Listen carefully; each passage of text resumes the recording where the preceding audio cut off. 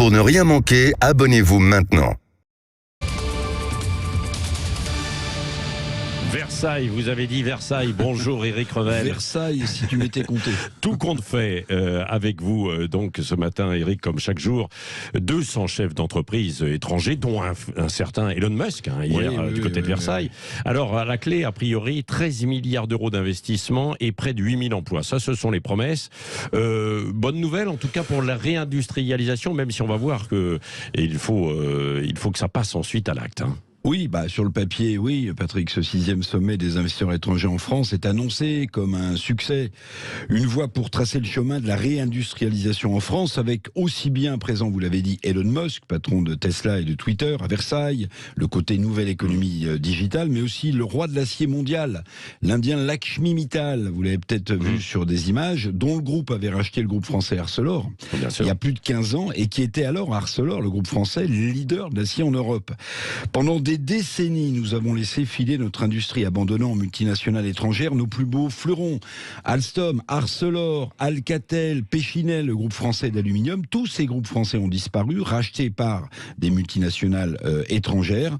Donc la responsabilité de bien des gouvernements est engagée sur cette désindustrialisation meurtrière pour l'emploi.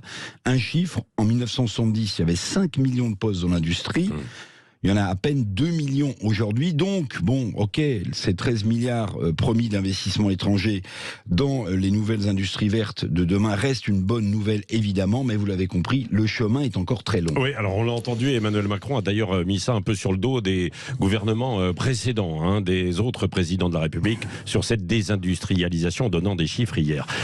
Seuls les groupes étrangers investissent en France. On a cette impression avec ce sommet, Choose France. Est-ce que c'est la réalité ? Non, c'est pas la réalité. Les entreprises françaises continuent d'investir en France. Par exemple, on n'en a pas beaucoup parlé à Dunkerque. Oui. Une start-up grenobloise, Vercor, avec l'appui de Renault, construit elle aussi une gigafactory de batteries électriques. L'investissement 1,5 milliard d'euros.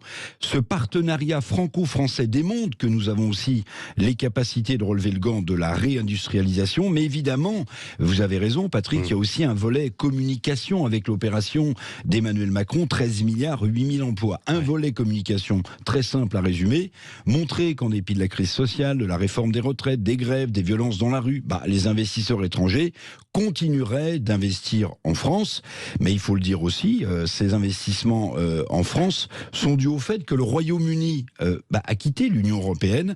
Le Brexit pousse donc les investisseurs étrangers vers le pays d'à côté, c'est-à-dire la France. Oui, est-ce que ces entreprises étrangères reçoivent des subventions publiques ? Évidemment, c'est la bonne question. Par le passé, on a vu des entreprises étrangères bénéficier de subventions publiques, venir s'installer en France et se délocaliser plus tard vers de meilleurs cieux fiscaux. Il faut donc être sur ses gardes. Le groupe taïwanais, par exemple, qui construit l'autre gigafactory de batteries électriques à Dunkerque, on en a parlé, va recevoir 1 milliard d'euros de subventions public, mais il investit plus de 5 milliards. Par le passé, Emmanuel Macron, ministre des Finances, a mis en place, vous vous en souvenez, le crédit compétitivité.